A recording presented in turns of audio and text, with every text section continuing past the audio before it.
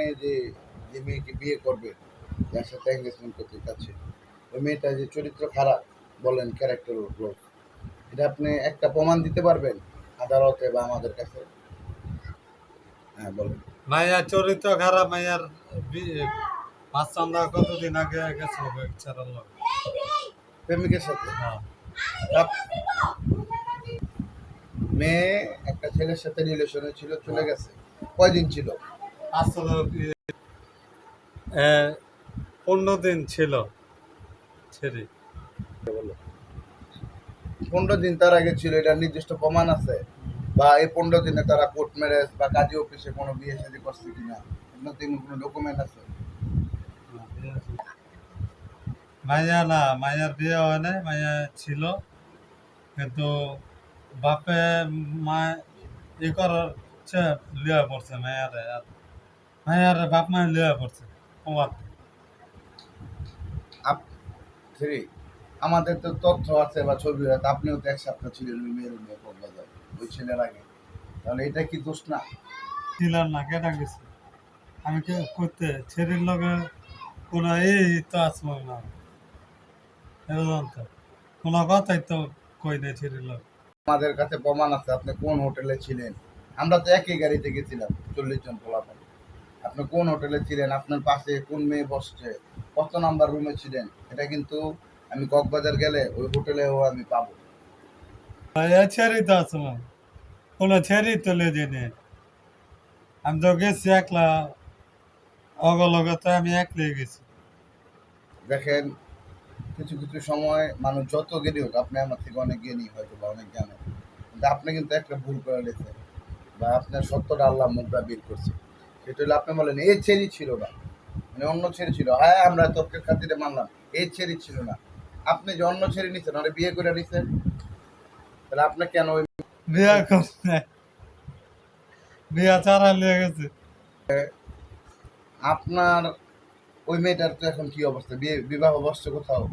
আমার কাছে মাইয়া, আমার কাছে বিয়ে হবে অন্য জায়গায় না। তাহলে কি আপনি এখন ওই মেয়ের ছুঁয়া, যে মেয়ের আপনি দুশ্চরিত্রা বলতেছেন, তার কাছে যাওয়াটা কি আপনি অন্যায় মনে করেন না? বা আপনার যে মেয়েটার সাথে আমি হোটেলে 7 দিন থাকলাম, অবশ্যই আপনারা ফিজিক্যাল কিছু করছেন, করছেন নাকি? একটা সম্পর্কে একটা ছেলে একটা মেয়ে কারণে থাকতে হ্যাঁ, যা হয়। হ্যাঁ, এরকম হয়েছে। তাহলে যে আপনি একটা মেয়ের জীবন ধ্বংস করলেন, এটা কি জীবন ধ্বংস হইল না? তার সম্ভ্রম, তার ইজ্জত আবরু সবই তো গেল, বা একবার ফিজিক্যালি করলেন। তাহলে আপনি এখন কেন ওই মেয়েটা যেহেতু অবিবাহিত, ওই মেয়েটাকে ছেড়ে আবার আর একটা দুশ্চরিত্রা মেয়েও বলতেছেন তারে বিয়ে করবেন? তা কি মানে? আমি যেতে দেখছি, দৌড়ছি, এবারের বাড়ি অলগ অলগ গিয়া এরপর তো আমি না করে দিছি বিয়া করবো। হ্যাঁ, ওনাকে ওনাকে বিয়া করবো আমি। তাহলে আপনি এই নতুন যে মেয়ে, আপনি নিজের চোখে দেখছেন সে দুশ্চরিত্রা, বা আপনার তো প্রমাণ বলছেন প্রমাণ আছে? আছে। যাক, আপনার তর্কে আমরা মেনে নিলাম, তর্কের খাতিরে। তাহলে আপনি যে মেয়ের জীবনটাকে নষ্ট করলেন, চরিত্রটা করছেন তো কথা, হ্যাঁ, তো আপনি কই মেয়ের বিয়ে করতে চান এখন? এটা কি পরা প্রথম না, প্রথম যা যে মেয়ের লোক আছে ওই মেয়ের কথা? হ্যাঁ, ওটারে আমি বিয়া করবো। আমরা ওই মেয়ের সাথে আপনি ছিলেন 2017 সালে কক্সবাজার, কথা আমার রায়। হ্যাঁ, তাহলে 17, 3, 20, আর এন্দা হলো 4, 7 বছর হয়ে গেল। আপনি কেন আজও বিয়ে করতে ব্যর্থ? এখানে পরিবার না, আপনার পরিবার না, সামাজিক কোনো মেম্বার, চেয়ারম্যান বা প্রশাসক? এটা ছেড়ে গো কোনো বিষয় না, বিষয় আমাদের আর ফ্যামিলি সমস্যা, এর জন্য বিয়া করি নাই, একটু দেরি দেরি হইতেছে, সমস্যা কাটছে, বিদায় আমি এখন বিয়া করবো। আপনি বিয়ে করবেন? আমার তো ওই ছেলের বাবার সাথে কথা হয়েছে, উনি তো 10 লাখ টাকা কাবিন চাইছে, যেটা নিয়ে আপনার একটা প্রবলেম হয়েছে। আপনি কি কাবিনে বিয়ে করবেন?